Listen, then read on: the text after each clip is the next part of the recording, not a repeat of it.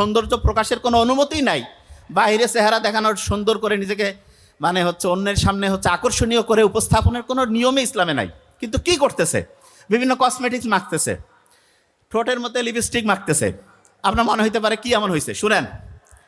ঠোঁটের মধ্যে যে লিপস্টিক দেয়, লিপস্টিকের মধ্যে একটা টাইপ আছে যেটা হচ্ছে যে ওয়াটার প্রুফ, মানে পানি পড়লেও দেখা যাবে যে ওই লিপস্টিকটা যে আছে সেটা ওই রকমই থাকবে। মেয়েরা যদি জানতো যে এই লিপস্টিক কীভাবে তৈরি হয়, অবাক হয়ে যাবে।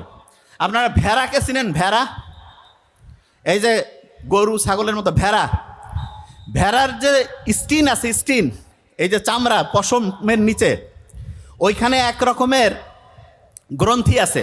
গ্রন্থি কি একটা সহজ করে বলি, ওইখানে এক রকমের ধরেন যে ওই যে ছোটোবেলায় আমরা দোয়াত কলম দিয়ে লিখতাম না, এক জায়গাতে কালি নিতাম তারপরে লিখতাম, এইরকম স্কিনের মধ্যে এক রকমের গ্ল্যান্ড আছে, গ্রন্থি আছে।